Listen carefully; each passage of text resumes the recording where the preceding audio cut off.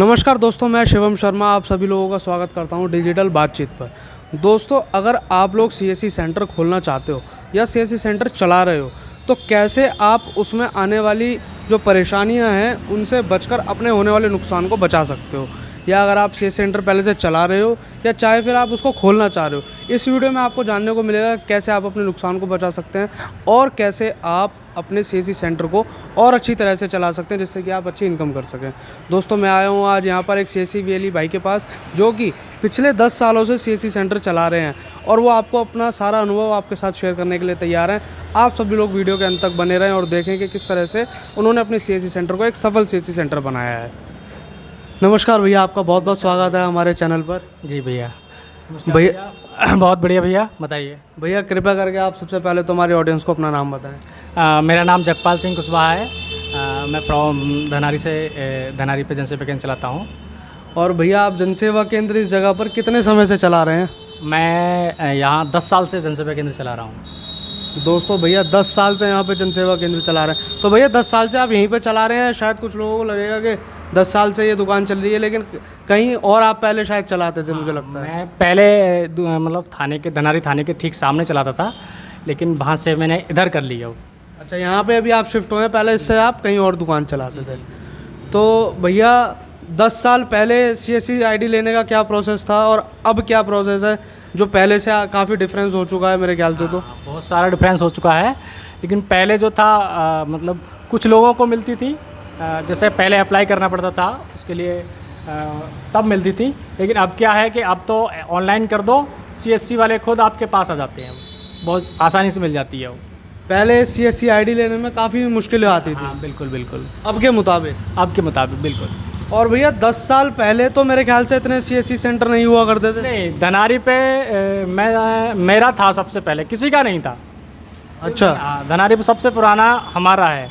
तो भैया उस समय पे सीएससी सेंटर खोलने का क्या कारण रहेगा? क्या आपको लगा होगा कि मैं सीएससी सेंटर क्यों खोलूं, और आपको पता कैसे चला सीएससी सेंटर के बारे में? पता लगा, जैसे एक भाई थे हमसे मिले, वो कह रहे थे कि भैया कुछ नहीं करते, अब पढ़ रहे हो, ठाली हो, बेरोजगारी है, तो आप सीएससी सेंटर खोल लो। इसलिए हमने सीएससी सेंटर खोल लिया। तो इससे क्या है कि इनकम भी अच्छी होती है और अपना घर द्वार का सारा काम ठीक ठाक चलता रहता है। उस समय पे भैया 10 साल पहले क्या क्या काम हुआ करते थे जो आप ज़्यादातर करा करते थे अपने सीएससी सेंटर पे? शुरुआत में तो वही आधार कार्ड जैसे निकालना, संशोधन करना, ये पहले शुरुआत था। लेकिन फिर उसके बाद जब सीएससी आईडी हमको मिल गई, उसके बाद आय, जाति, मूल निवास, बिजली के बिल, पैसे को निकालना, मनी ट्रांसफ़र, सारे मतलब करने लगे।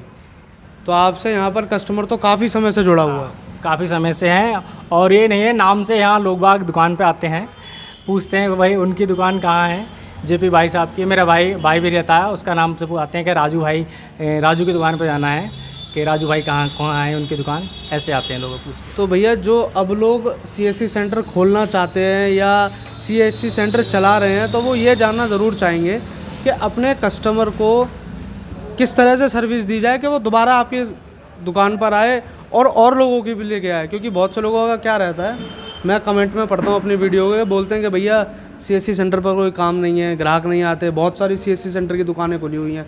आप अपनी दुकान को किस तरह से अलग रखते हो? देखिए, मेन चीज़ है ग्राहक को संतुष्ट करना। ग्राहक किस तरह से संतुष्ट हो रहा है उस चीज़ को आप देखिएगा। ग्राहक कैसे संतुष्ट है ये मत देखना कि ग्राहक पैसे कितने दे रहा है। पैसे तो आज हमको कम देगा, कल पूरे देकर जाएगा। भाई जुड़ेगा हमसे तभी तो पूरे देगा। ऐसा तो नहीं है कि मतलब पहले ही हम उससे कहते हैं भैया नहीं इतना दे दो, अब वो कम दे रहा है 10-20 रुपये, जो भी कम दे रहा है रख लेते हैं, अगली बार आएगा भैया इतना हुआ, ठीक है उतने दे जाएगा वो। इस तरह से ग्राहक को जोड़ना और उनको पूर्णतः जैसे कि मतलब संतुष्ट करना ग्राहक के लिए, काम भी अच्छा करना, कोई शिकायत ना आना, ये सारी चीज़ें हैं। इन सारी बातों को ध्यान में रखते हुए काम किया जाए तो ग्राहक हमसे जुड़ा रहता है। और भैया जो लोग सीएससी सेंटर चला रहे हैं वो आजकल सीएससी सेंटर वाले क्या ज़्यादा गलतियाँ करते हैं जो उनके पास ग्राहक नहीं आ पाते? गलतियाँ देखो, अब मैं क्या कहूँ, सभी तरह के लोग हैं जो सीएससी सेंटर चलाते हैं भाई। कुछ लोग क्या है कि फर्जीवाड़ा बहुत ज़्यादातर अक्सर कर रहे हैं, तो वो फर्जीवाड़ा करके वो अपना काम एकदम ठप कर लेते हैं, अपनी दुकान बंद कर लेते हैं। हम इतने दिन से हैं, क्यों हैं? मतलब हम ऐसा कोई भी काम नहीं करते जिससे कि हमें दिक्कत हो, ठीक है। बहुत से लोग हैं, अभी बहुत सारे सीएससी सेंटर बंद हो गए इसी वजह से। और ये है कि हम ठीक ठाक करते हैं, हम किसी को परेशान नहीं करते, साफ मना कर देते हैं। अगर नहीं करने का कार्य है तो हम उससे कहते हैं भाई हम नहीं करेंगे, हमसे मत कराओ और हम करेंगे भी नहीं। ये हमारा रीज़न है, ग्राहक को संतुष्ट करना मेन चीज़। ज़्यादातर आपके पास ग्राहक किस सर्विस को लेने के लिए आता है यहाँ पे? ज़्यादातर हमारे पास ग्राहक जो है स्टूडेंट ज़्यादातर आते हैं हमारे पास। अच्छा, मतलब ऑनलाइन फॉर्म भरवाने? बिल्कुल बिल्कुल। किसी भी जैसे सरकारी वेबसाइट पर जो भी वैकेंसी निकलती हैं, ज़्यादातर लोग हमारे पास उसी के बारे में संबंध में ज़्यादातर ग्राहक आते हैं। तो अगर आप सीएससी सेंटर खोल रहे हैं तो आपको ऑनलाइन फॉर्म भरना काफ़ी ज़रूरी है, जो कि आना चाहिए। और भैया लोकेशन पे आपका ये कस्बे में है? जी बिल्कुल, कस्बे में है। धनारी एक कस्बा है, धनारी स्टेशन, उधरनपुर, अजमत नगर।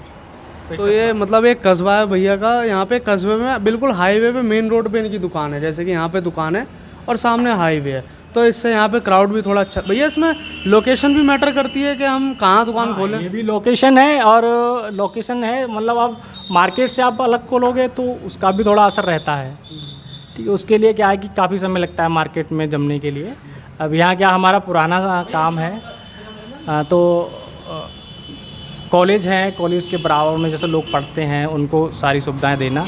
ऑनलाइन फॉर्म स्टूडेंट ही ज़्यादा कराते हैं, हाँ, तो उनको ज़्यादा सुविधा देना, यही सारी। तो अगर कहीं कॉलेज के पास हम खोलते हैं दुकान तो मतलब ज़्यादा चांस है कि वो अच्छी चले? बिल्कुल बिल्कुल बिल्कुल। अगर आप कॉलेज के पास खोलते हैं तो स्टूडेंट क्या है कि सारे काम कराने आप ही के पास आएंगे और कहीं नहीं जाएगा। स्टूडेंट को ऑनलाइन का सारा काम आना चाहिए, तो वो ठीक रहेगा। और भैया हमारे दर्शक ये भी जानना चाहेंगे कि क्या सीएससी सेंटर आपके हिसाब से किन लोगों को खोलना चाहिए और सीएससी सेंटर किन लोगों के लिए है? लेकिन उससे पहले ये जानना चाहेंगे किसे सीएससी सेंटर नहीं खोलना चाहिए। आपका इसमें क्या मत है? अच्छा, जैसे कि एक तो आजकल देखा जाए तो बेरोज़गारी का ज़्यादा सबसे बड़ी समस्या बेरोज़गारी है, हाँ। और बेरोज़गारी को लेकर मैं कहना चाहूँगा, जैसे कि कोई बच्चा पढ़ा लिखा है, अब उसको रोज़गार नहीं मिल रहा, वो सोच रहा है मैं क्या करूं, अब उसके पास कोई काम नहीं है, तो उसको सोचना चाहिए भाई कि मैं खाली हूं तो ज़्यादा पैसा न लगा के थोड़े पैसों में ये काम शुरू किया जा सकता है। लगभग कितने रुपए? लगभग 60-70 हज़ार रुपये लगा करके अपना शुरू कर सकते हैं। इससे कम में नहीं चालू कर सकते? हाँ, कम में भी हो सकता है। अगर आप जैसे सिस्टम है, लैपटॉप वगैरह आप लोगे तो सेकेंड हैंड सस्ते में मिल जाएगा। बैटरी इन्वर्टर, प्रिंटर आपको नया चाहिए, बैटरी इन्वर्टर नया चाहिए, और अपने जो भी है दुकान में जो भी आप कर लगाना 30-40 हज़ार में भी कर सकते हैं? हाँ, 30-40 हज़ार में भी आप कर सकते हैं। और किसे नहीं करना चाहिए? अब किसे नहीं करना चाहिए, जैसा उसके पास रोज़गार है तो उसको क्या ज़रूरत है भाई, उसके पास तो काम है, उसे नहीं करना चाहिए क्या, वो तो अपना काम कर ही रहा है। अब क्योंकि सर बहुत से लोग कमेंट में ये भी कहते हैं कि आजकल सारे काम लोग खुद ही ऑनलाइन कर लेते हैं, सीएससी सेंटर पर कोई नहीं आता, सीएससी सेंटर पर कोई काम नहीं है, उसके लिए आप क्या कहना चाहेंगे? ऐसा कुछ नहीं है, मतलब जो कहते हैं वो कहते हैं, लेकिन जो जानता है थोड़ा बहुत सीख जाता है तो वो अपने आप कर लेता है। अब सीएससी सेंटर की भी बहुत ज़रूरत है लोगों को, ऐसा नहीं कि नहीं, सारे काम खुद नहीं किए जा सकते। उसी तरह से सीएससी सेंटर बहुत ज़रूरी है उनके लिए। ऐसा नहीं है कि मतलब खोल लिया और काम नहीं कर रहे, काम भी बहुत आना चाहिए, लेकिन ये लोकेशन को भी देखते हुए कि कितना काम आ सकता है। अब ऐसा नहीं है कि हमारे पास खर्चा हो रहा है ज़्यादा, कमाई नहीं हो रही बिल्कुल, तो ये ठीक नहीं है। और हाँ, जो सीएससी सेंटर चला रहे हैं उन्हें क्या गलती करने से बचना चाहिए सीएससी सेंटर को चलाने में? सीएससी सेंटर में क्या है कि गलतियाँ फर्जीवाड़े तरीके से, फर्जीवाड़ा को कुछ नहीं करना चाहिए, मैं ये कहना चाहूँगा। जितने भी कार्य, बहुत सारे कार्य फर्जीवाड़ा करते थे पहले, लेकिन अब कम हो गया, सरकार की और पुलिस प्रशासन की वजह से बहुत कम हो गया। मैं ये उस पर ज़्यादा ये कहना चाहूँगा कि कोई भी व्यक्ति फर्जीवाड़ा ना करे। सीधा फंडा ये है कि फर्जीवाड़ा ना करेगा तो बचा रहेगा, वो सेफ़ है, उससे कोई कुछ नहीं कहेगा, कभी नहीं कहेगा कोई भी कुछ, और अपना रोजी रोटी तो चलती रहती है इससे, और क्या है। और सर बैंक की सीएसपी को लेके आप क्या कहेंगे? बैंक को लेके क्या है कि जैसे कि अब बैंक की बीसी अभी पहले था, मिल रहे थे आसानी से, लेकिन अब बैंकों ने भी उसके लिए दिक्कतें खड़ी कर दी, अब नहीं मिल पा रही हैं। पहले क्या था कि कोई भी पैसे चेक कराने आता था, लोग वाग पैसे निकाल लेते थे उनके खाते से। बताया कि 20 रुपये कट कर रहे हैं, 100 रुपये कट कर लिए, फिंगर लगवा लिया, कट कर लिए। तो ये इसीलिए बैंकों ने लोगों की समस्या बढ़ा दी। लेकिन ठीक है, लेकिन अब जो है अब BC पॉइंट लेने के लिए दिक्कतें सामने आ रही हैं। अभी बैंक की CSP मेरे ख्याल से आसानी से लोगों को मिल नहीं पा रही है। जी जी, बिल्कुल नहीं मिल पा रही।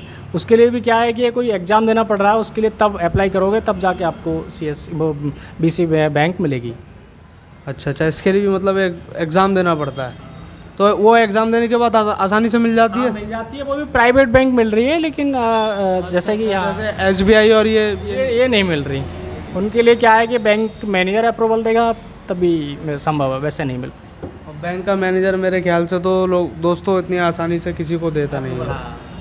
तो भाई साहब, अगर कोई खोलना चाह रहा है और या फिर वो कोई चला रहा है, आप उसको अपनी तरफ से क्या सलाह देना चाहेंगे कि भाई ये काम करो, आप इस तरह से करो तो आपका CSC सेंटर अच्छी तरह से चल सकता है?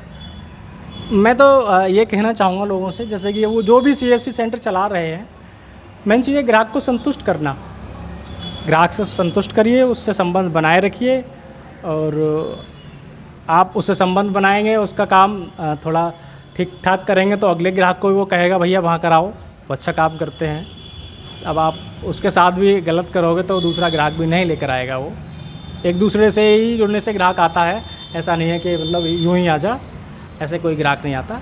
भैया आप ये प्रिंटर कौन सा यूज़ कर रहे हैं अपने CSC सेंटर? भैया मैं कैनन का यूज़ कर रहा हूँ, और इससे पहले मैं HP का यूज़ किया, बहुत दिन चलाया मैंने HP का।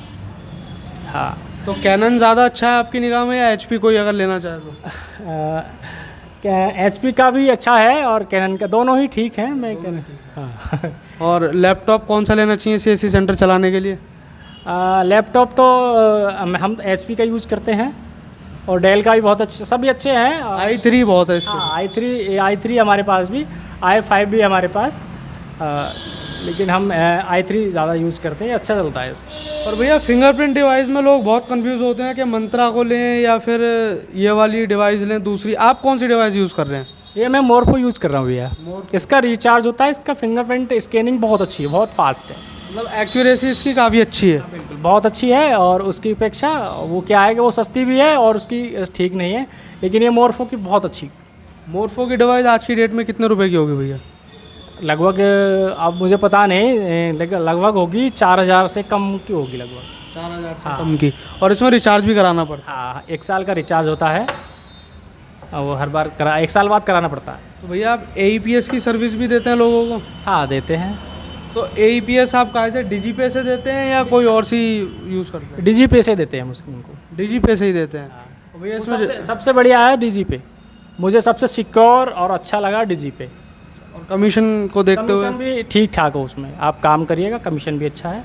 और जैसे कभी कभी उसमें पेमेंट फंस जाती है तो उसके लिए आप कैसे करते हैं? इतनी दिक्कत नहीं आती, फंस जाती है, लेकिन अभी तक हमारे सामने से इशू नहीं आया है।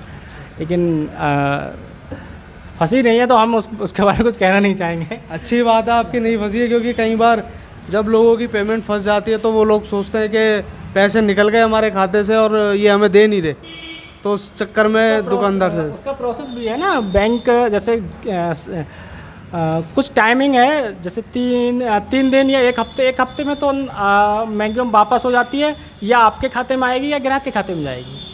वो तो बात सही है सर, लेकिन जो ग्रामीण क्षेत्र का ग्राहक होता है वो भरोसा नहीं कर पाता और समझ भी नहीं पाता कि आप क्या कह रहे हैं। वो डील करना तो मेरे ख्याल से CSC सेंटर वाले को ही पड़ेगा। हाँ, ये तो है, लेकिन उसको समझाओ ना, ग्राहक को संतुष्ट करो ना कि भाई आपके पास आपके पैसे हमारे खाते में हम चले जाना, अगर ठीक है ना, अगर नहीं आते हैं तो आप आपके खाते में चले जाएंगे, आप चेक करा लेना, आप उसको समय दे दो। ऐसा तो नहीं कि आप भाग जाओगे दुकान बंद करके मतलब 2, 4, 10, 5 हज़ार रुपये के पीछे। भाई ये रोजी है, उसको बंद करके कौन जाना चाहेगा। तो दोस्तों आप सभी लोगों से मेरा अनुरोध है कि आप इस चैनल को सब्सक्राइब कर लें, और अगर वीडियो आपको पसंद आई हो तो उस पर लाइक का बटन भी दबाएं। और दोस्तों कमेंट में हमें बताएं कि आप लोगों के क्या क्वेश्चन है, और आप एक CSC VLE अगर बनना चाहते हैं तो आपको क्या क्या समस्याएं आ रही हैं। दोस्तों आपके जो कमेंट्स होंगे वो अगली वीडियो में क्वेश्चंस बनकर सामने भी हम रखेंगे और आपकी समस्या का पूरा समाधान निकालने की कोशिश करेंगे। दोस्तों मिलते हैं आपसे अगली वीडियो में, बने रहिएगा हमारे साथ और इस चैनल को सब्सक्राइब ज़रूर कर लीजिएगा। नमस्कार दोस्तों।